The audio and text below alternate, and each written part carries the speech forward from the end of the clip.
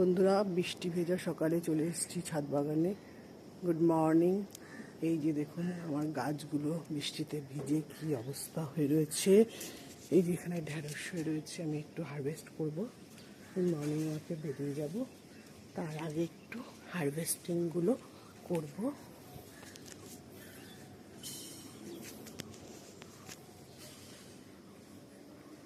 এই যে এই দেখুন এখানে একটা বড় ঢেঁড়স হয়ে রয়েছে।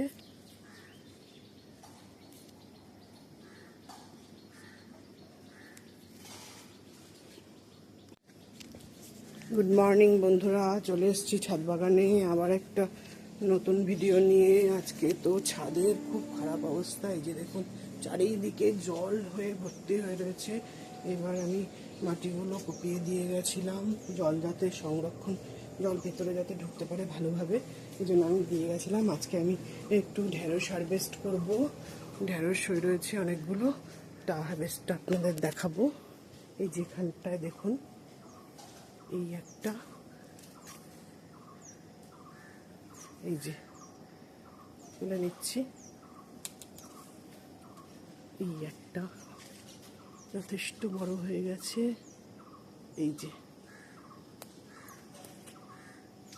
দুটো, আরেকটা লম্বা ডালে।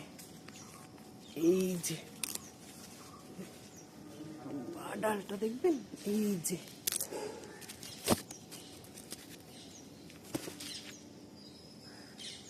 এই যে ছি,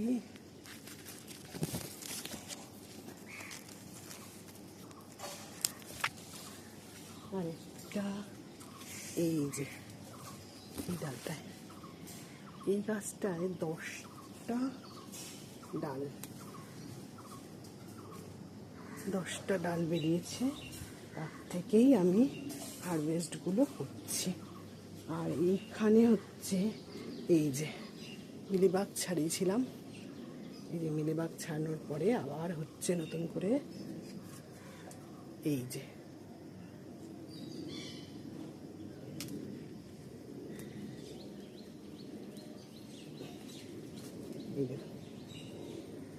এই যে হারভেস্টিং করে নিলাম। ঢেঁড়স হারভেস্ট হয়ে গেল।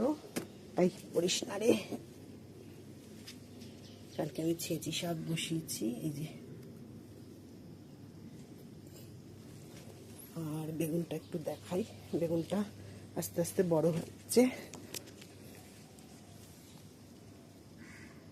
এই যে এখানে আরেকটা ধরেছে।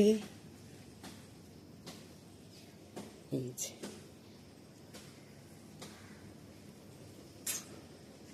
কুমড়ো ফুল হচ্ছে।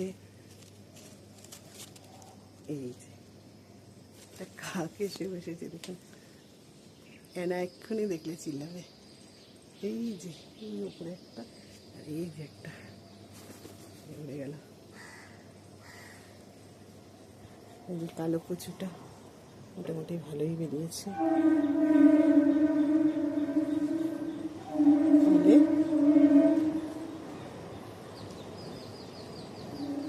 পেঁপেটা একটু দেখিয়ে নিই। পেঁপেগুলো ভালোই সাইজ হয়ে গেছে দেখুন। এই দেখুন, দেখেছেন জলে জলাকার। তাহলে আমি মর্নিং ওয়াকের উদ্দেশ্যে বেরিয়ে যাচ্ছি। টাটা।